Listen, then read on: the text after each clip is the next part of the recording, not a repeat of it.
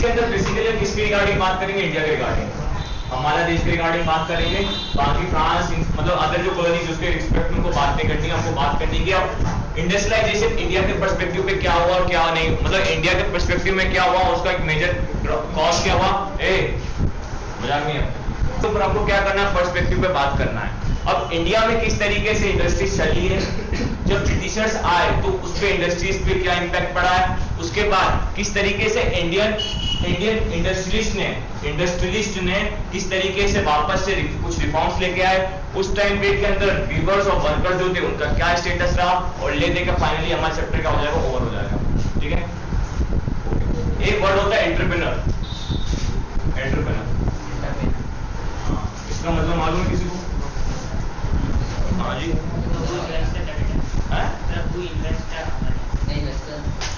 Investor. उसको entrepreneur क्यों नहीं बोलते हैं? एंटरप्रेन्योर किसको बोलते हैं?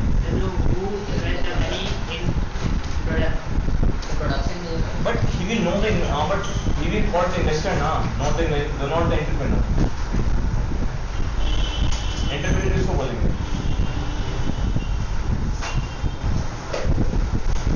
बिजनेसमैन किसको बोलेंगे? हाँ, जो ट्रेड करेंगे वो ट्रेडर्स। वो लोहे लंगड़ वाला ट्रेडर्स नहीं बोल रहा, जो ट्रेड करेंगे वो ट्रेडर्स। बिजनेस किसको बोलेंगे? जो किसी चीज का स्टार्ट करेंगे। ठीक है, या फिर पूछते यदि कोई क्या चल रहा है, कोई लाइक इन द सेंस यदि किसी चीज का मतलब क्या होता है, पूछते चलती है ना, उसको बिजनेस उसको आगे बढ़ा दो तो उसको बिजनेसमैन बोलते हैं। एंटरप्रेन्योर किसको बोलते हैं? एंटरप्रेन्योर वो होते हैं जो किसी नई चीज के लिए किसी नई चीज का क्या करते हैं, सेटअप करते हैं, और उस नई चीज सेटअप के ऊपर क्या करते हैं, बिजनेस करते हैं। Like in the sense entrepreneurship सुना है? एंटरप्रेन्योरशिप को बोला जाता है, एंटरप्रेन्योर उन लोगों को बोला जाता है जो किसी भी बिजनेस की स्टार्टिंग करते हैं, किसी बिजनेस का क्या करते हैं, स्टार्टअप करते हैं। ठीक है, स्टार्टअप जिसको बोलते हैं ना, स्टार्टअप, किसी चीज का स्टार्टअप करना। जो लोग उनको जिस चीज का स्टार्टअप करते हैं वो कोई सा भी चीज हो सकता है, वो बिजनेस हो सकता है, उस बिजनेस के अंदर भी बहुत सारी चीज हो सकती है, डोमेस्टिक चीज हो सकती है, ग्लोबल लेवल पे चीज हो सकती है, इंडस्ट्रीज चीज हो सकती है, तो उन लोगों को बोला जाता है एंटरप्रेन्योर्स। ठीक है, कभी आप सुनोगे, अभी पढ़े होगे तो और पता लगेगा एंटरप्रेन्योरशिप होती है, एंटरप्रेन्योर्स किसको बोलते हैं। लेकिन वो सिर्फ बिजनेसमैन समझना। ठीक है, पहले स्टार्टिंग के मतलब स्टार्टिंग के एज में इनको क्या कहा जाएगा, एंटरप्रेन्योर्स, और जब ये बहुत बड़े लेवल पे पहुंच जाएंगे तब इनको कहा जाएगा बिजनेसमैन। ठीक है, अब देखो, अब इंडस्ट्रियलाइजेशन इन द कॉलोनीज। अब हमारी कॉलोनीज के अंदर, कॉलोनीज मतलब क्या कि इंडिया के अंदर किस तरीके से इंडस्ट्रियलाइजेशन हुआ, किस तरीके से इंडिया जो है, कपड़ा कहाँ गया,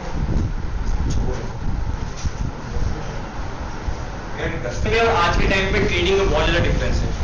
ठीक है, पहले के टाइम पे जो इंडिया था, इंडिया का ट्रेड जो चलता था वो बेसिकली कैसा, पुराने तरीके से गांव ढकियान, उसी तरीके से क्या कि कोई आएगा, कुछ चीज परचेज करेगा, उस चीज के लिए उसको पैसा देगा, फिर वो चीज जाके वो कहीं यूरोप कोई बाहर के मार्केट में क्या करेगा, बेच देगा। स्टार्टिंग चैप्टर कंसेप्ट मालूम ही, प्री इंडस्ट्रियलाइजेशन वाला। सिमिलरली इंडिया में भी वैसे ही ट्रेड होता था। अब इंडिया के अंदर जो बेसिकली जो ट्रेड होता था, वो ट्रेड होता था किस चीज का, वो ट्रेड होता था बेसिकली आपके कॉटन गुड्स का और सिल्क गुड्स का, cotton goods and silk goods. अब goods, cotton goods and silk goods, goods का मतलब तो मालूम ही है। ठीक है, cotton goods and silk goods का क्या होता था, ट्रेड होता था। अब भैया बाकी चीजों का भी जो ट्रेड होता होगा ना, मसाले स्पाइसेस इन सब का बिल्कुल होता था, मैं मना नहीं कर रहा, बट मेजॉरिटी में जो ट्रेड होता था वो कॉटन और सिल्क का होता था। अब क्वेश्चन राइज होता है why the cotton and silk, question इसलिए राइज होता है कॉटन एंड सिल्क का क्योंकि देखो कॉटन एंड सिल्क की क्या होती थी, डिमांड होती थी बहुत ज्यादा लेवल पे। अब डिमांड क्यों होती थी, डिमांड इसलिए होती थी क्योंकि इंडियंस जो कारीगरी करते थे वो बहुत ही अच्छी क्वालिटी में करते थे, क्या गुड क्वालिटी के अंदर, गुड क्वालिटी में क्या करते थे, उस चीज का मैन्युफैक्चरिंग करते थे। तो इसी के कारण इसकी डिमांड ज्यादा होती थी और इंडिया से सबसे ज्यादा जो क्या होता था, एक्सपोर्ट होता था, वो किस चीज का होता था उस टाइम पे, कॉटन एंड सिल्क गुड्स का होता था। ठीक है, अब इससे क्या हुआ, इससे जो इंडियन हैंडमेड्स क्या थे, इंडियन हैंडमेड्स मतलब क्या, उस टाइम पे मशीन तो नहीं थी ना, पहले हाथ से बनाते थे, तो इंडियन हैंडमेड जो cotton goods and silk goods थे, इन्होंने ऑल ओवर इसके यूरोपियन मार्केट्स और समथिंग तुम ये भी मान सकते हो हल्के एशियन मार्केट्स के ऊपर क्या कर रखा था, कब्जा कर रखा था। ठीक है। तो इंडिया की यदि हम प्री इंडस्ट्रियलाइजेशन की यदि टर्म में यदि हम बात करें, तो प्री इंडस्ट्रियलाइजेशन की टर्म में यदि बात देखी जाए, तो इंडियन हैंडमेड जो थे, इंडियन हैंडमेड क्या होते हैं, जो हाथ से बनाते हैं, ठीक है। इंडियन हैंडमेड हाथ से जो कारीगरी करते हैं, ठीक है ना। तो उन्होंने क्या किया, वो cotton goods and silk goods का यूज करते हुए क्या बना देते, कपड़े बना देते, ठीक है। कपड़े बना देते, कपड़े बनाने से बेसिकली कपड़े बनाने का बाद काम करते थे, ये ट्रेडर्स को देते थे, ट्रेडर्स जाके क्या करता था, सेल करता था। ट्रेडर्स मतलब क्या, मर्चेंट, ठीक है। मर्चेंट को दे देते, मर्चेंट जाके सेल करता था, और इतना सेल होता था कि जिनकी जो पैसा था वो बहुत ज्यादा अमाउंट में आता था, तो इससे ट्रेडर को भी फायदा होता था। और अरे ट्रेडर मर्चेंट एक ही है, कौन है इधर, हैंडमेड, हैंडीमेड जिसको हम बोलते हैं वीवर्स, ठीक है। एक देखो दो तीन चीज याद रख लो, ये सिनोनिम्स बता रहा हूं, ठीक है, बुक के अंदर लिखे हैं, इंडियन हैंडमेड और वीवर्स। डिफरेंस हल्का सा ये है कि हैंडमेड जो है, हैंडमेड से बहुत सारी चीजें बन सकती है, और वीवर जो होता है, वीवर उसको बोलता है जो बुनाई करता है, ठीक है। तो बाद में चैप्टर में वीवर आएगा, अभी इंडियन हैंडमेड है, ठीक है। तो इंडियन हैंडमेड जो है ये क्या है, ये कॉटन एंड सिल्क गुड्स के ऊपर क्या करते थे, अच्छी कारीगरी करते थे, मतलब कॉटन एंड सिल्क गुड का यूज करते हुए अच्छे कपड़े बनाते थे। और इन्हीं कपड़ों का यूज करके जो यूरोपियन और अदर एशियन कंट्रीज है, वहां पे इंडियन मार्केट जो था वो बहुत ज्यादा डोमिनेटेड था, कब, प्री इंडस्ट्रियलाइजेशन में, ठीक है। अभी कुछ लिखो नहीं, बस समझते चलो। अब एक चीज तो ये हो गई, ठीक है, फिर कहां गया, जो थे, ठीक है, ये फेमस क्यों थे, सबसे पहला ये इंडियन हैंडमेड से बने हुए क्या चीज फेमस होंगे, cotton goods and silk goods, ठीक है। गुड्स मतलब तो समझते हो ना, क्या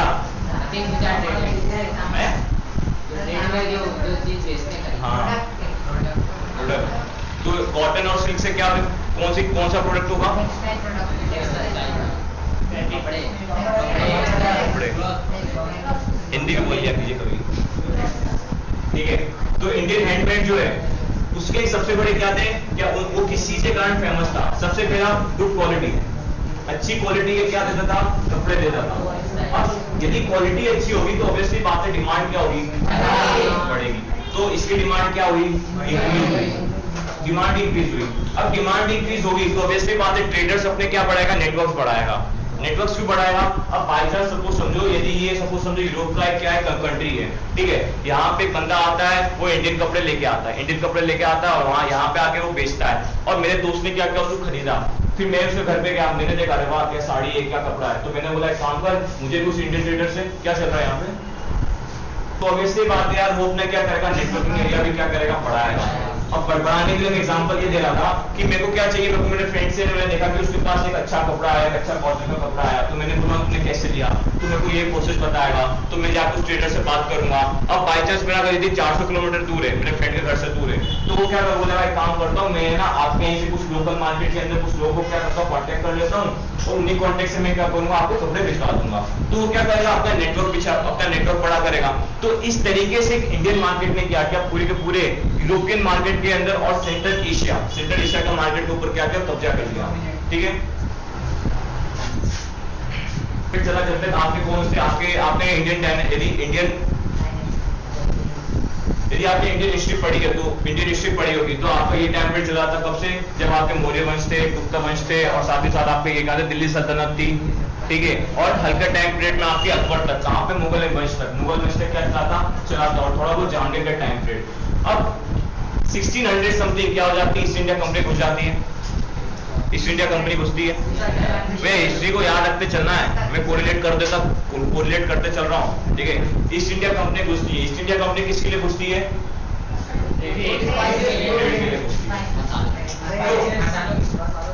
अरे मेरे भाई साहब ट्रेड ही लिख रहा हूँ। तो कौन सा ऐसा यूरोपियन कंट्री था जिसने सब इंडिया के अंदर आया था, कौन सी ईयर में, कौन आया था, 1498 में कौन आया। तो इंडिया के अंदर बाहर के ट्रेडर्स की एंट्री, मतलब फॉरेनर ट्रेडर्स की एंट्री कब से स्टार्ट हुई, 1498 में, और 1600 में ईस्ट इंडिया कंपनी आ जाती है। इसी टाइम पीरियड के अंदर और भी सारी है ना यूरोपियन कंट्रीज आती है, जिसके अंदर डेनमार्क होता है, फ्रेंच होता है, नीदरलैंड्स होता है, ठीक है। ये भी आप पढ़ना, बस ओवरव्यू बता रहा हूँ, अपने इस चीज का पार्ट नहीं है। तो ये सारी की सारी यूरोपियन कंट्रीज क्या आ जाती है, इंडियन मार्केट के अंदर आ जाती है। ठीक है, तो होता क्या है कि 1750 आते आते उसके बाद होता ये है, ये कहानी जो है ये सारी की सारी आ जाती है अकबर के टाइम पीरियड और जहांगीर के टाइम पीरियड, शाहजहां के टाइम पीरियड में। और होता क्या है कि जब लेटर मुगल एरा चलता है, लेटर मुगल एरा किसको, जो औरंगजेब का टाइम पीरियड चलता है, तो ये सारी कंपनीज आपस में क्या करने लगते हैं, लड़ने लग जाती है। क्यों लड़ने लग जाती है, लड़ने इसलिए लग जाती है क्योंकि इनको इंडियन मार्केट चाहिए, इंडियन मार्केट के ऊपर क्या चाहिए, कब्जा चाहिए, इंडियन मार्केट के ऊपर क्या चाहिए, कब्जा चाहिए। क्यों भैया देखो इंडियन मार्केट के ऊपर में कब्जा क्यों चाहिए, इसका बेसिकली रीजन ये था कि इंडियन गुड्स की ज्यादा डिमांड थी, इंडियन गुड्स की ज्यादा डिमांड थी, तो ऑब्वियसली बात है कि ये एक तरीके से ट्रेडर का काम करना चाहते थे। अब यदि ये ट्रेडर का काम करना चाहते तो इनको भी पैसा मिलना था। ठीक है, ऑब्वियसली ये बात है ना। देखो बात ये है कि यहाँ पे कौन एक इंडियन, यहाँ पे क्या इंडियन वीवर है, एक इंडियन हैंडमेड है, यहाँ पे एक ट्रेडर है, और यहाँ पे आपको कौन है जो आपको खरीदेगा, एक एक्स पर्सन है, सबको समझो। ठीक है, तो ब्रिटिशर्स और अदर यूरोपियन कंट्रीज जो थे वो क्या पोजीशन चाहते थे, वो पोजीशन चाहते थे ट्रेडर की क्यों पोजीशन चाहते थे, तो इसलिए वो पोजीशन चाहते थे क्योंकि ट्रेडर से ट्रेडिंग करने से क्या होगा, उनको बहुत ज्यादा फायदा होगा। ठीक है, तो इसके लिए वो क्या करते हैं, इंडियन मार्केट के ऊपर कैप्चर करने के लिए आपस में लड़ने लग जाते हैं, और वहीं पे दो बैटल्स हो जाती हैं 1750 और 1760 के नियर अबाउट। ठीक है, बैटल ऑफ सिंगोली और एक और बैटल होती है फ्रांस के साथ, मुझे याद नहीं आ रहा है, हाँ एंग्लो फ्रांस वॉर्स होते ना 4, आपने कार्नेटिक वॉर सुने ना, Carnatic Wars, Anglo French war भी सुना होगा। ठीक है, एक होता है बैटल ऑफ प्लासी 1757, हाँ प्लेसी यार, और एक होता है बैटल, एक और होता है battle of Buxar, battle of Plassey, सही यार 1757 में, और एक होता है 1760 में। इस टाइम पीरियड के अंदर क्या होता है कि battle of Plassey and battle of Buxar, ये एक फाइट होती है ब्रिटिशर्स वर्सेस सिराजुद्दौला की, बड़ी होगी तो इंडियन बंगाल एम्पायर, और उसके बाद थर्ड वाली भी होती है बैटल ऑफ बक्सर जो होता है, इसमें एक्चुअली फ्रांस वाले होते हैं, फ्रांस वाले साथ में होते हैं। तो ओवरव्यू लेके क्या बताना चाहता हूँ, ओवरव्यू लेके ये बताना चाहता हूँ कि 1750 टू 1760 के अंदर ऑल ओवर इंडिया के ऊपर सारे के सारे यूरोपियन कंट्रीज में, जैसे ब्रिटेन की ऐसा कंट्री होता है जो क्या कर लेता है, इंडियन मार्केट को क्या कर लेता है, कैप्चर कर लेता है। किस वे में कैप्चर कर लेता है, वो एक ट्रेडर पर्सपेक्टिव के वे में क्या कर लेता है, कैप्चर कर लेता है। अब ट्रेडर के पर्सपेक्टिव में क्यों कैप्चर कर लेता है, भाई उसको क्या हुआ, मीडिएटर है।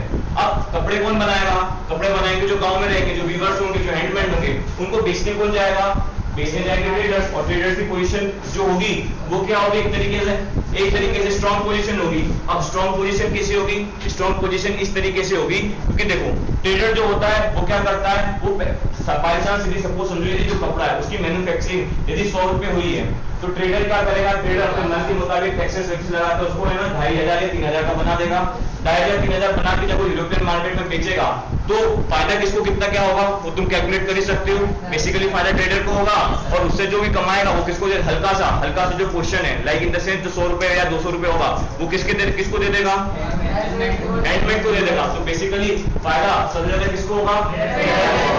तो इसलिए इंडियन मार्केट में जब पहले के टाइम पे जो ट्रेडर्स थे वो तो क्या थे, इंडियंस थे, बट जैसे ही ब्रिटिशर्स और अदर यूरोपियन कंट्रीज के ये लोग घुसे तो इससे क्या हुआ, इससे बेसिकली ये हुआ कि ट्रेडर की पोजीशन जो थी वो किसने कैप्चर कर ली, ब्रिटिशर्स ने क्या करी, कैप्चर कर ली। अब होता क्या है कि इससे है ना सबसे पहले इन्होंने क्या किया, राइट्स तो इन्होंने कैप्चर कर लिए 1750 और 1757 और 1760 के बैटल्स के बाद।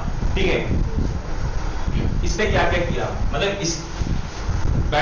इंडियन मार्केट के ऊपर कैप्चर करने के बाद इन्होंने सबसे पहले क्या क्या किया, सबसे पहले इन्होंने मोनोपोली राइट्स खत्म कर दिए, मोनोपोली राइट्स खत्म कर दिए। अब बोलोगे सर ये मोनोपोली राइट्स क्या, मोनोपोली मतलब क्या, किसको मालूम है, मोनोपोली मतलब होता है सिंगल एक अधिकार। ठीक है, सिंगल एक अधिकार मोनोपोली। तो सबसे पहले इसने क्या किया, सबसे पहले इसने मोनोपोली राइट को क्या किया, खत्म किए। और किसके मोनोपोली राइट को खत्म किए, इसने सबसे पहले उन लोगों के मोनोपोली राइट्स खत्म किए जो क्या थे, मर्चेंट्स थे, जो क्या थे, मर्चेंट्स थे। बट कौन से मर्चेंट्स थे, वो मर्चेंट्स थे जो ब्रिटिशर्स के अंडर नहीं आते थे।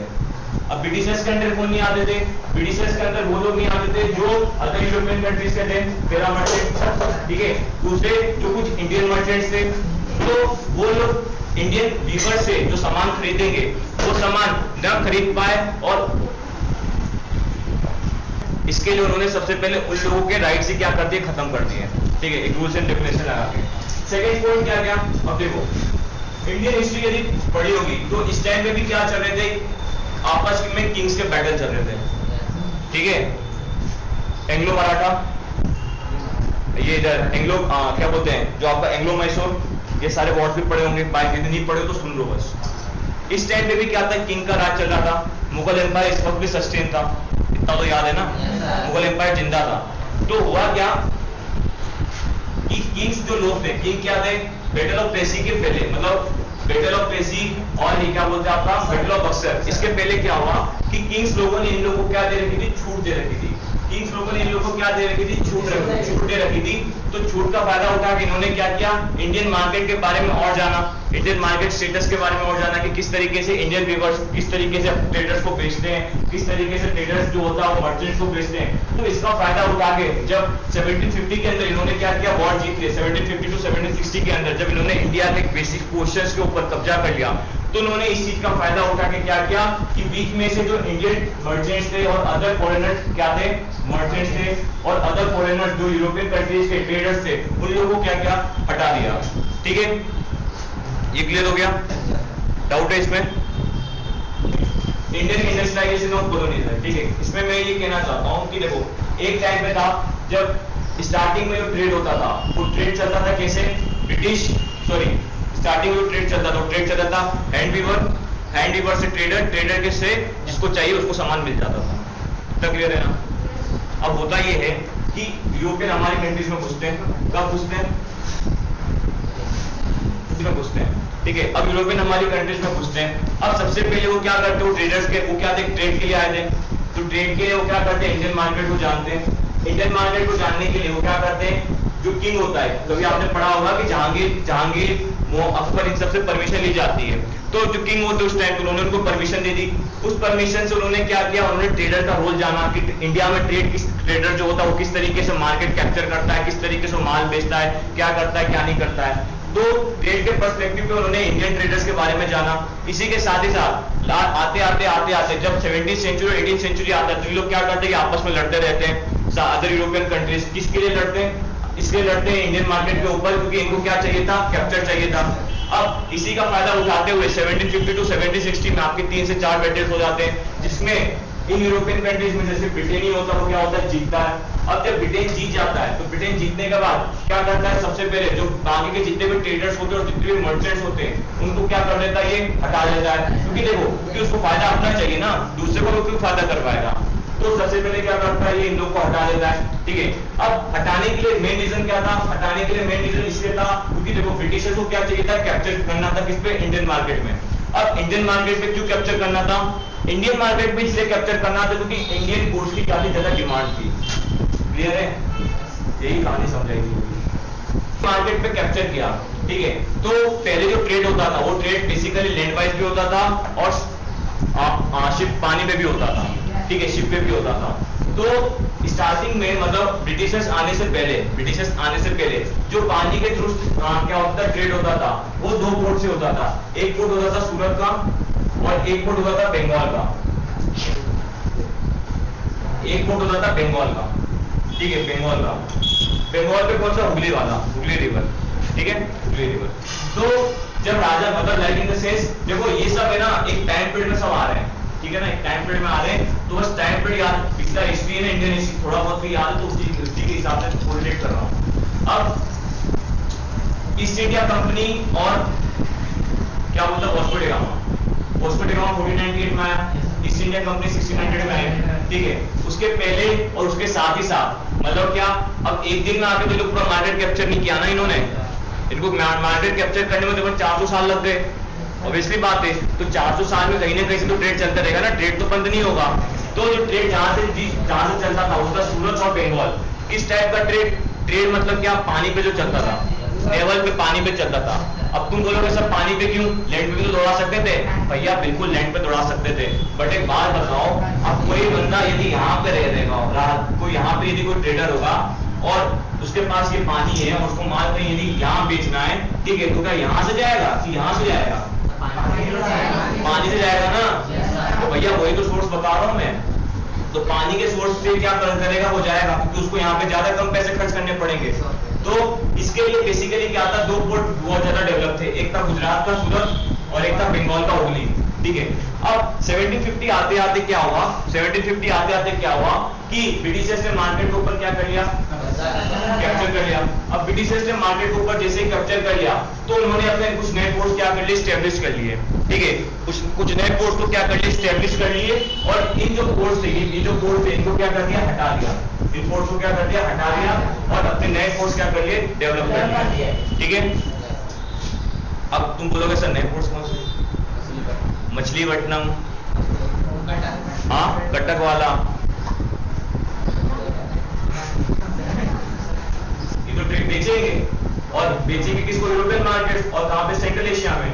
अब यहाँ पे वीवर के साथ क्या होता है, इसका अफेक्ट मेजर क्या होता है, उनको क्या देखना, वो देखना है।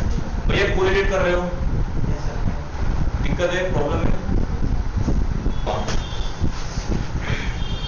तो वहां पे क्या करते थे, ट्रेड करते थे, तो उसी ट्रेड करते करते क्या वो उसको एक डेवलप कर लिया, हार्बर के रूप में क्या कर दिया, चेंज कर दिया।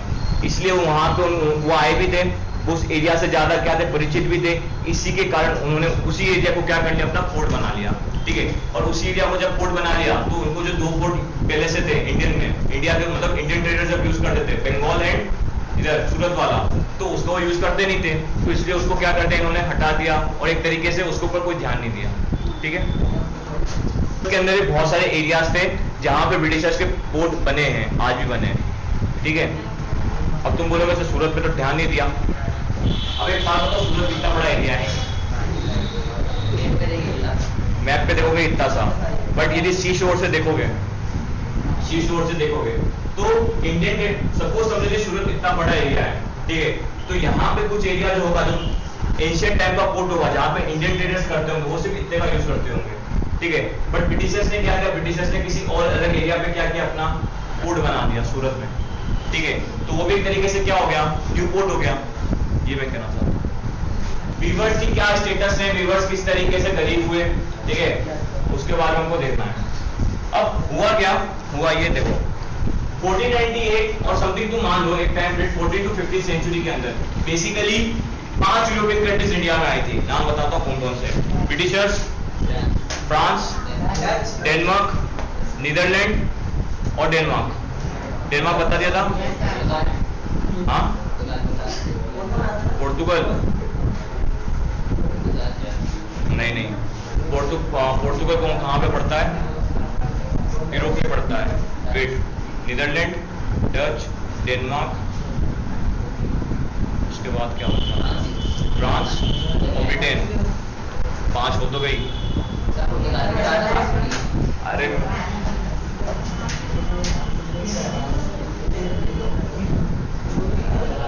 एक मिनट, अपनी लोकेशन पोर्तुगल का, इतनी कंट्रीज आई।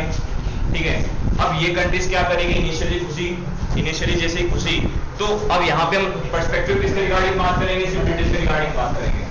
ठीक है, किसके रिगार्डिंग, ब्रिटेन के रिगार्डिंग, क्योंकि ब्रिटेन ने हम ऊपर क्या किया, राज किया।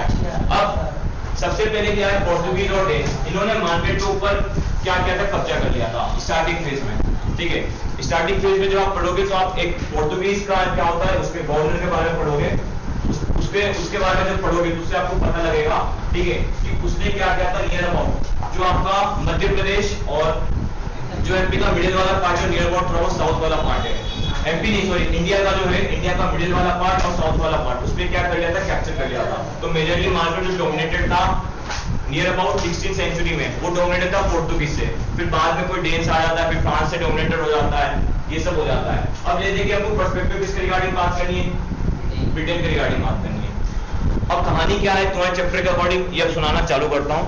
ठीक है, अब होता क्या है कि जब ब्रिटेन आता है, ब्रिटेन इस एक तरीके से नाम लेके नहीं आता है, ब्रिटेन आता है ईएससी के नाम से। ईएससी का फुल फॉर्म क्या, ईस्ट इंडिया कंपनी आ जाती है। 1600 में ईस्ट इंडिया कंपनी आ जाती है। अब भैया 1600 में दिसंबर में घुसती है और 1601 में ना स्टेब्लिश होती है। तो मैंने क्या बोलना क्या क्या उसने स्टार्ट किया। अब हुआ क्या कि ईस्ट इंडिया कंपनी जैसे मार्केट में घुसी तो उसने देखा है यहाँ पे पहले से कैप्चर है पोर्तुगल का। ठीक है, कैप्चर किसका है, पोर्तुगीज का है और डेनमार्क का है। अब जैसे ईस्ट इंडिया कंपनी मार्केट में घुसी तो एक दिन के अंदर तो मार्केट ने कैप्चर करेगी ना। सबसे पहले क्या करेगी, परखेगी। परखने में क्या ऑप्शन देगा कि मार्केट के ऊपर किनका राज चल रहा है, पोर्टुगीज और डेनमार्क का। तो स्टार्टिंग लेवल पे जो ईस्ट इंडिया कंपनी है वो अपने उसने मार्केट के ऊपर सिर्फ क्या किया, एनालाइज किया, मार्केट को सिर्फ देखा, मार्केट के ऊपर एनालाइज किया कि हाँ मार्केट के अंदर क्या चल रहा है और क्या नहीं हो रहा है, ठीक है। उसका कोई कैप्चर करने का कोई मोटिव नहीं था, क्योंकि उससे भी ज्यादा पावरफुल लोग कहां बैठे थे, मार्केट के अंदर बैठे हुए थे। तो उसने सिर्फ साइड बाय साइड बोल देगा कि हाँ यार मार्केट में क्या चल रहा है, सिर्फ इन्हीं लोगों क्या चल रहा है, काम चल रहा है, ठीक है। अब इसी के साथ उसने क्या देखा कि ये लोग भी आ गए, ये लोग भी घुस गए, ये लोग क्या करते हैं, इन लोगों के साथ लड़ने लग जाते हैं, ठीक है। तो अंदर ही अंदर मार्केट में क्या हो गया, कंपटीशन हो गया। अंदर ही अंदर मार्केट में क्या हो गया, कंपटीशन हो गया। कंपटीशन कैसे हो गया, अब देखो, अब एक सपोज समझो कि फ्रांस ने एक एरिया टेरिटरी ऑक्यूपाई कर रखा है, ठीक है। अब पोर्टुगल का कोई ट्रेडर आया, उसने क्या किया, माल बेचा, ठीक है। माल उसने किसी सस्ते दाम में बेचा और फ्रांस ने जो टेरिटरी के अंदर माल का रेट फिक्स किया होगा वो क्या होगा, उससे कम में होगा। तो इस तरीके से क्या हो जाता था, कॉन्फ्लिक्ट हो जाता था। और जब कॉन्फ्लिक्ट होता है तो क्या होता है, कॉम्पिटिशन क्या हो जाता है, अराइज हो जाता था। किस चीज को लेके, माल को बेचने के पर्सपेक्टिव पे क्या हो जाता है, कॉम्पिटिशन अराइज हो जाता था। तो इससे क्या हुआ, इससे क्या हुआ, इससे और ज्यादा क्या होने लगी, लड़ाई होने लगी, वॉर्स होने लग गई इनके आपस के बीच। कभी कार्नेटिक पढ़ना, कभी फ्रांस पढ़ना, एंग्लो कार्नेटिक, एंग्लो फ्रांस, ठीक है। इसके बाद में आप पढ़ोगे, पढ़ चुके होंगे, पढ़ेंगे, ठीक है। तो ये सब क्या होने लग जाते हैं, फाइट होने लग जाते हैं। अब फाइट होने का मेन नुकसान क्या, मेन नुकसान ईस्ट इंडिया कंपनी को कुछ हो नहीं रहा था। ईस्ट इंडिया कंपनी फिर भी मार्केट को देख रही थी कि यार मार्केट में चल क्या रहा है, वापस से लोग लड़ने लग गए। कभी कभी ईस्ट इंडिया कंपनी के ऊपर भी अटैक हो जाता था, क्या ये सब हो रहा है कि ना कोई मेरे पे अटैक कर देता है ट्रेड के पर्सपेक्टिव पे, कोई मार्केट को कैप्चर करने के लिए मेरे ऊपर और ज्यादा क्या कर देता है, रिटेलिएट कर देता है। लेने के बाद क्या कहना चाहता हूँ, बात इतना कहना चाहता हूँ कि स्टार्टिंग के फेज में जब ईस्ट इंडिया कंपनी घुसी तो क्या हुआ कि मार्केट के अंदर सबसे ज्यादा स्ट्रॉन्ग जो थे उनका कैप्चर था। अब स्ट्रॉन्ग का जैसे कैप्चर था तो ईस्ट इंडिया कंपनी ने स्टार्टिंग में तो मार्केट में कुछ नहीं किया, बट बाद में क्या किया, उसने लोगों के बीच क्या करवा दी, कंपटीशन करवा दी। कंपटीशन किससे करवाई, वो एक अलग पर्सपेक्टिव है, ठीक है, वो आपके चैप्टर में नहीं है, बट इतना याद रखो कि उसने कंपटीशन करवाई और कंपटीशन के कारण क्या होने लग गए, जितने भी यूरोपियन कंट्रीज थे वो आपस में क्या करने लग गए, लड़ने लग गए, ठीक है। इतना क्लियर है? yes, अब देखिए क्या था इस टाइम पे, EIC जो थी ये एक तरीके की ट्रेडर थी, ट्रेडिंग कंपनी थी, उसको कोई राजवाज करना नहीं था। तो स्टार्टिंग फेज में देखोगे तो उसके पास कोई पॉलिटिकल पावर नहीं था, ठीक है, पॉलिटिकल पावर नहीं था। तो ईस्ट इंडिया कंपनी एक तरीके से, तुम ये मानो कि ईस्ट इंडिया कंपनी एक तरीके से गेम के बाहर खेल रही थी, गेम में क्या दर्शक बन के क्रिकेट मैच देख रही थी, ठीक है। अब होता क्या है कि ईस्ट इंडिया कंपनी पूरे के पूरे एक डेढ़ मतलब समथिंग 100-150 साल से ऐसे बाहर बैठ के मैच देखती है। अब ईस्ट इंडिया कंपनी का क्या माथा सनकता है, बोलता है यार ये तो आपस में लड़ते जाएंगे, तो एक काम करता हूँ कि मैं इनका फायदा उठाता हूँ। तो होता क्या है कि यहाँ पे East India Company local weaver के साथ, मतलब जो लोकल वीवर्स होते हैं, लोकल वीवर्स, ठीक है, लोकल वीवर्स के साथ क्या होती है, डील करने जाती है। अब बोलते सर ये डील करने क्यों जाएगी, देखो वो क्या रहा है, लोकल वीवर्स जो हो रहे हैं वो क्या कर रहे हैं, वो अपना माल बेच रहे हैं, ट्रेडर को दे रहे हैं, ट्रेडर माल लेने के लिए लड़ रहे हैं, ठीक है, माल लेने के लिए लड़ रहे हैं। अब जब माल लेने के लिए लड़ेंगे तो यहाँ पे इनकी लड़ाई चल रही है। अब ईस्ट इंडिया कंपनी देख रही है कि काम को मैं लोकल वीवर से क्या करूँ, डायरेक्ट कॉन्टेक्ट कर लेता हूँ, ठीक है, लोकल वीवर से क्या कर लेता हूँ, डायरेक्ट बात कर लेता हूँ। और जब लोकल वीवर से बात करने जाते हैं तो वीवर जो होता है वो भी क्या हरामी, वीवर क्या होता है, इंडियन होता है, वो भी हरामी। वो बोलता है अच्छा बेटे तुम भी आ गए, तो वीवर ये कहता है सुनो मेरी बात, मेरा माल खरीदने के लिए इतने सारी कंट्रीज लड़ रहे हैं, ठीक है, इतने सारे कंट्रीज लड़ रहे हैं, तो एक काम करो तुम मेरा माल खरीदने के लिए मुझे कितने पैसे दोगे। तो ईस्ट इंडिया कंपनी बोलती है जितना तुम्हारे माल का एक मुनाफिस दाम होता है मैं उतना पेमेंट कर दूंगा। बोलता नहीं चाहिए पैसे, बोला इससे मुझको ज्यादा पैसे चाहिए। पोर्तुगीज के जो आए थे ट्रेडर उन्होंने मुझको इतना बोला, तो ईस्ट इंडिया कंपनी बोलती अच्छा ठीक है तो इससे ज्यादा ले लो। बोलते नहीं डेनमार्क वाले उन्होंने मुझसे इसका ज्यादा डबल बोला। तो एक तरीके से क्या, एक तरीके से जो लोकल वीवर्स थे ये क्या करते थे, ये जो क्या बोलते हैं, जो मौके पे चौका मारने वाली बात होती ना, उस मौके पे चौका मारने के बाद क्या, मौके पे चौका और मारने वाली बात, वो वाले काम करे थे। मतलब क्या, मतलब ये क्यों उस टाइम पीरियड के अंदर जब ये लोग आपस में फाइट कर रहे थे तो उसका क्या कर रहे थे, ये लोग प्रॉफिट उठा रहे थे और प्रॉफिट उठा के अपना माल क्या कर रहे थे, बहुत ज्यादा लेवल, अच्छे लेवल पे और अच्छा माल क्या करते थे, सोल्ड करते थे और बेचने के बाद उससे क्या कर रहे थे, ज्यादा से ज्यादा पैसा जनरेट करते थे, ठीक है। अब यहाँ पे क्या हुआ, वीवर्स के पर्सपेक्टिव पे देखो कि यहाँ पे वीवर्स से तो माल बेच दिया और पैसा कमा लिया, अब ईआईसी वापस से पकड़ा जाए यार, अब तो क्या करूं, माल तो ये दे नहीं रहा है। तो ईआईसी ने क्या किया, ईआईसी ने सोचा, ये इसने दिमाग चलाया, बोला यार एक काम करता हूँ कि इंडिया के जितने भी राजा हैं वो क्या सारे पागल हैं, ठीक है, ये आपस में लड़ते कूदते रहते हैं और साथ ही साथ यूरोपियन लोग भी लड़ रहे हैं, तो एक काम करो कि किसी भी तरीके से ना इन राजाओं को इतना लड़वा दो कि ये अपने लड़ाई में बिजी हो जाए और मैं क्या करूं, इनके मार्केट पे और इनके किंगशिप पे क्या कर दूं, कैप्चर कर दूं, ठीक है। और इसी थिंकिंग से आपने सुने होंगे कि डिवाइडेड रूल, ये सारे पर्सपेक्टिव, डिवाइडेड रूल एंड बहुत सारे आपने सब्सिडी अलायंस, ये सारे अलायंसेस सुनी होंगी, और यही सारी चीजें मिलके ईस्ट इंडिया कंपनी जो हुई उसने क्या किया, इंडिया के ऊपर क्या कर लिया, कैप्चर कर लिया, ठीक है।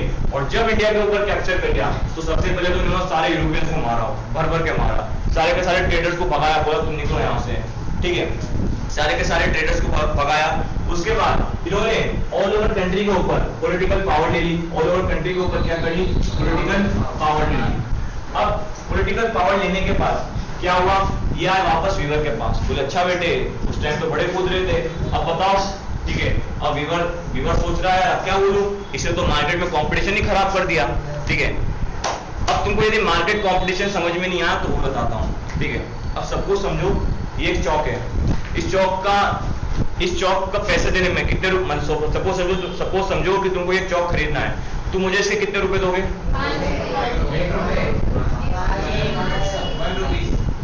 भैया किसकी याद में खोए थे,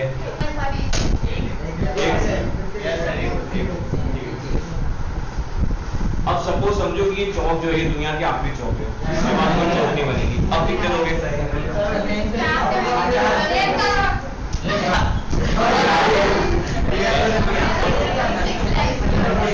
बेटा तुम तो कीमत ही कम कर, अब क्या, एक ने 1 करोड़ लगाया, एक ने कितना 6 करोड़ लगाया, शांत तो रहे, ठीक है।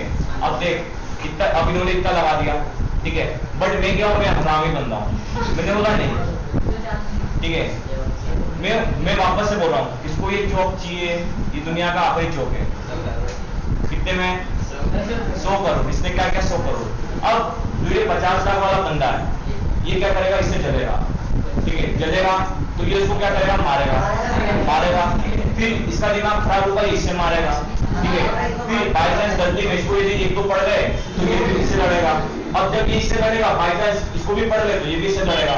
उसी तरीके से इंडियन मार्केट में चल रहा था, इंडियन मार्केट में भी सिमिलरली वे में ये चल रहा था कि जो वीवर था, वीवर का कपड़े की डिमांड थी, ठीक है, वीवर के कपड़े की डिमांड थी, तो ट्रेडर को क्या करना था, बेचना था। अब ट्रेडर में कितनी सारी कंट्रीज घुस गई हैं, यूरोपियन 5 कंट्रीज घुस गई हैं, अब वो उस कपड़े को खरीदने के लिए, उस माल को खरीदने के लिए आपस में क्या करने लगे, लड़ने लगे। और उसका फायदा यदि वीवर के पर्सपेक्टिव में देखें तो वीवर के पर्सपेक्टिव में देखा जाए तो उस वक्त तो वीवर को फायदा हो रहा था और ईस्ट इंडिया कंपनी को नुकसान हो रहा था, क्योंकि ईस्ट इंडिया कंपनी जो थी वो एक तरीके से क्या थी, कमजोर थी। बट जैसे ही अपना पृथ्वीराज है, इसको यदि सपोज तुम ईस्ट इंडिया कंपनी समझो, तो ईस्ट इंडिया भले ही कमजोर था, भले इसके दाम 50 लाख थे, पर इसने क्या किया, सबको चाकू घोप के मार दिया, ठीक है। और मेरे को भी बोला सर जॉब दे रहे हो, तुमको भी निपटाऊं, ठीक है, तुम्हें बोलो दे, ठीक है। उसी तरीके से ईस्ट इंडिया कंपनी ने भी क्या किया, ईस्ट इंडिया कंपनी ने लोकल वीवर्स से जब बात करी कि यार लोकल वीवर्स तुम क्या करो, मुझे भी माल भेज दो, पर लोकल वीवर्स ने मना कर दिया, तो उसने क्या किया, सारे किंग्स को लड़वा के साथ पूरा का पूरा जो ऑल ओवर कंट्री का जो पॉलिटिकल पावर होता है उसको अपने हाथ में कैप्चर किया। और कैप्चर करने के बाद सारे के सारे ट्रेडर्स जितने भी अदर मर्चेंट्स कंट्रीज के थे उनको हटाया, और हटाने के बाद क्या किया, पूरे के पूरे कंट्री के ऊपर राज किया। और ट्रेडर का जो एक मेजर रोल है वो किसके अंडर ले लिया, अपने अंडर ले लिया, और वीवर के ऊपर क्या किया, उन्होंने कंट्रोल कर लिया। भैया कहानी समझ में आई, ठीक है।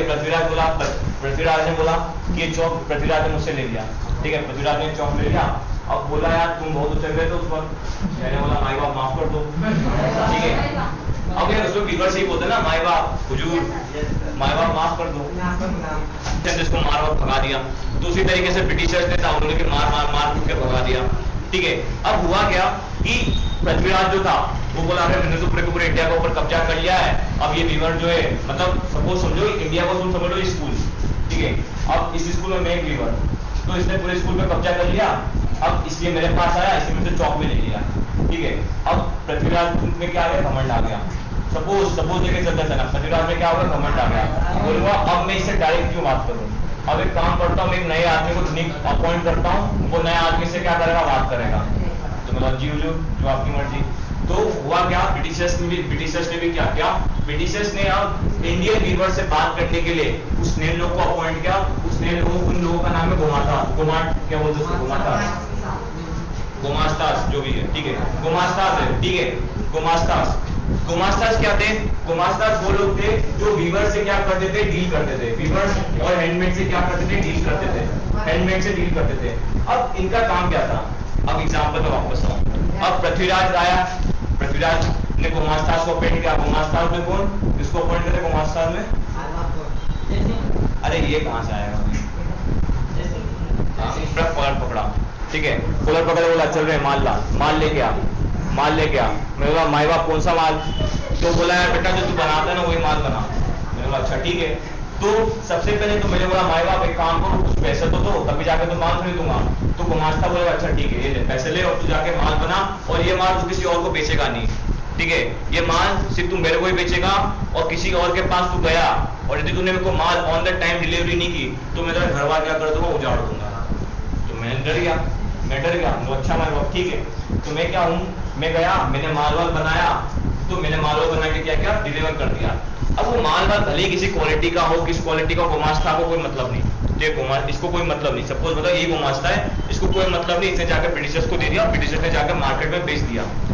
उस टाइम पे जो तो गुमास्तास का रोल जो था वो अच्छे तरीके से चल रहा था। बट होता क्या है कि बाय चांस सपोज कोई वीवर है, उसके घर में यदि कोई आकस्मिक परिस्थिति हो जाए, आकस्मिक परिस्थिति मतलब क्या, कोई बीमार हो जाए, कोई मर जाए, ठीक है, और वो टाइम पे डिलीवरी नहीं कर पाए, तो गुमास्तास क्या कर देते, गुमास्तास उनके घर को क्या कर देते थे, तबाह कर देते थे, ठीक है, गुमास्तास उसके घर को क्या कर देते थे, तबाह कर देते थे। और साथ ही साथ यदि वो है ना क्या करेगा, यदि बाई चांस सपोज समझो कि यदि कोई कॉटन का काम कर रहा है, ठीक है, तो कॉटन जहाँ पे स्टोरेज है वहां पे आग लग गई, तो उसके पास सब कुछ खत्म। यदि वो अब खत्म हो गया तो उसके बाद वो क्या करेगा, उसके बाद उसके पास कोई सोर्स ही नहीं बचा कमाने के लिए। तो गुमास्तास के पास यदि बताने जाता है कि उसका कॉटन ये सब जल गया, तो गुमास्तास उसको जान से मार देते थे। तो एक तरीके से गुमास्तास का जैसे ही रोल आया, कहाँ पे, एक तरीके से बीच में रोल आया, किसके बीच में रोल आया, ब्रिटिशर्स और इंडियन वीवर्स के बीच में जब रोल आया, तो हुआ क्या कि गुमास्तास ने वीवर्स को एक्सप्लॉइट करना चालू किया। वीवर्स को एक्सप्लॉइट मतलब क्या, वीवर्स का शोषण करना चालू किया, ठीक है, क्योंकि देखो एक पॉइंट तो ये हो गया कि गुमास्तास को क्या निकालने थे, पैसे निकालने थे।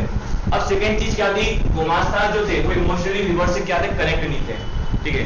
अब पहले के टाइम पे क्या था कि जो इंडियन ट्रेडर्स थे, मतलब ब्रिटिशर्स आने से पहले इंडियन ट्रेडर्स थे, वो जानते थे अच्छा ये राखी का त्योहार आ रहा है, अभी छुट्टी दे दो, बाद में मार्केट डिलीवरी ले लेंगे, अच्छा ये दिवाली का त्योहार आ रहा है, अब अभी ठीक है कोई लेट हो जाएगा कोई दिक्कत नहीं, मैं बाद में दे दूंगा। बट गुमास्तास का ऐसा नहीं था। गुमास्तास ये कहते थे नहीं, जो दिन जो टाइम जिस मिनट जिस सेकंड मैंने बोला है उसी टाइम पे क्या चाहिए, माल चाहिए, ठीक है।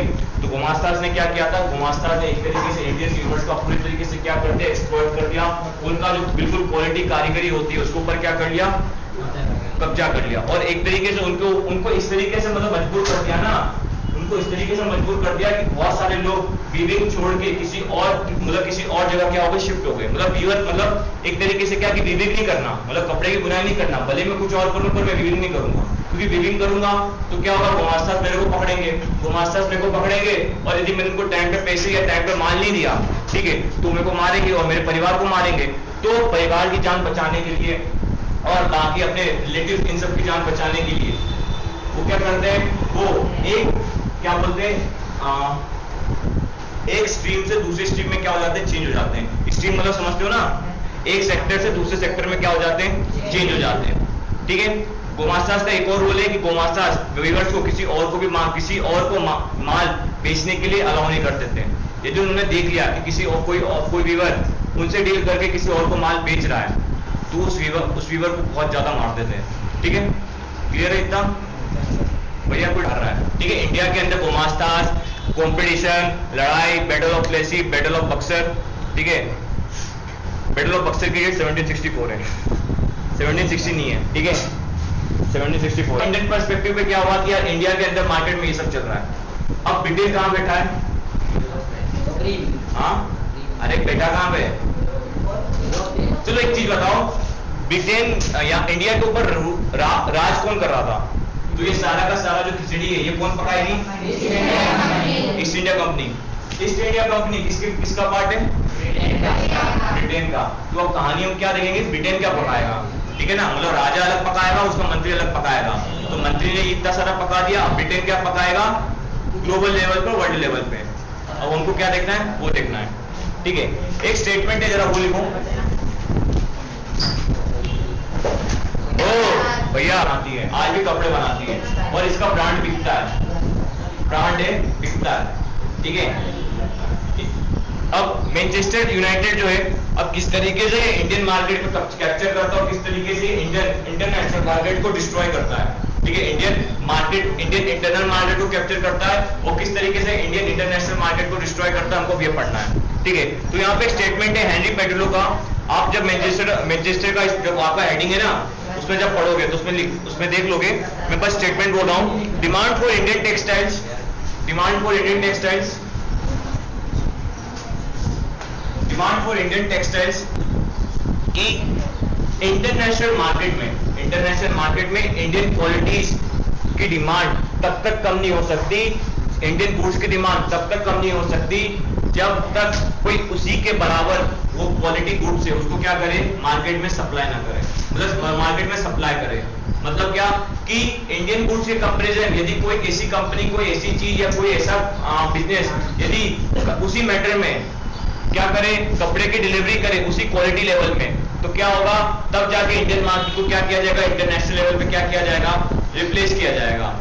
बट ब्रिटिशर्स तो ब्रिटिशर्स हैं, ब्रिटिशर्स की जो है वो सीधी उंगली से नहीं, यहां से घुमा के निकालते हैं।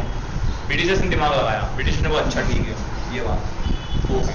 अब ब्रिटिशर्स क्या करते हैं, सबसे पहले ब्रिटिशर्स लगाते ईस्ट इंडिया कंपनी को फोन, ठीक है।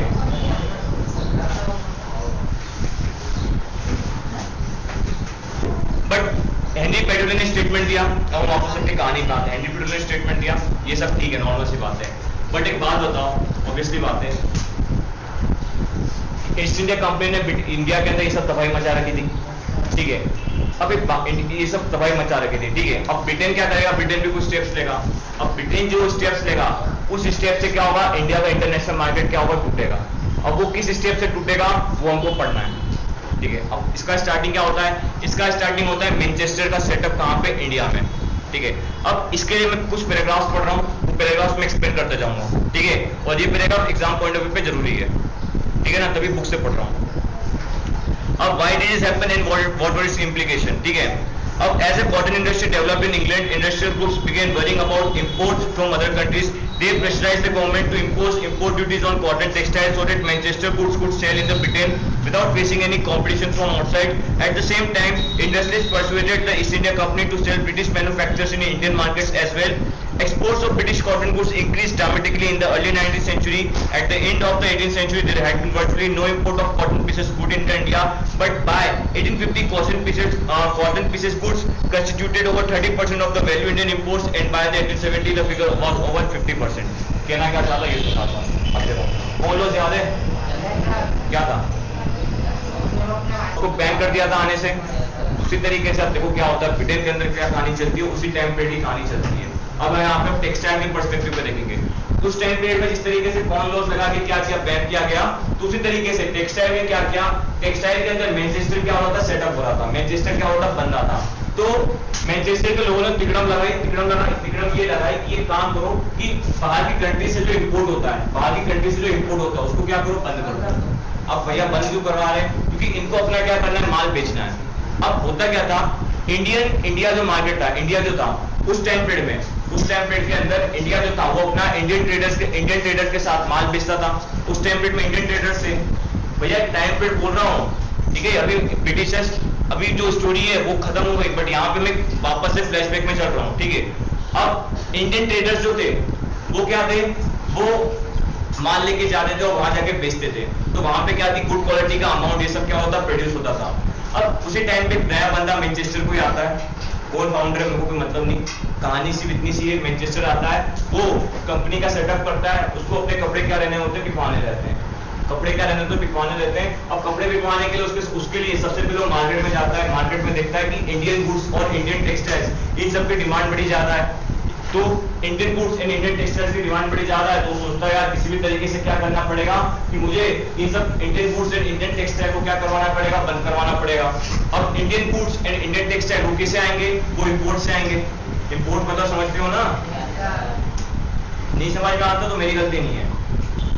इंपोर्ट क्या होता है? अब हुआ क्या कि इंपोर्ट से जैसे ही माल आता है, इंपोर्ट करके जैसे ही माल आता है तो उस वक्त तक तो ठीक है, उस वक्त माल आता है तब तक ठीक है, बट जब कॉर्न लॉस लगाए जाते हैं, कॉर्न लॉस जब लगाए जाते हैं तो उसी टाइम पे मैनचेस्टर जो होता है, मैनचेस्टर तो सोचता है एक काम करूं कि जिस तरीके से कॉर्न लॉस ठोके ना, तो मैं भी क्या करता हूं कि कंट्री में जो टेक्सटाइल और इंपोर्ट और एक्सपोर्ट होता है, सॉरी जो ब्रिटेन के अंदर जो बाहर के टेक्सटाइल का जो इंपोर्ट होता है उसको मैं क्या कर दूं, बंद करवा दूं, उसको मैं क्या करवा दूं, बंद करवा दूं।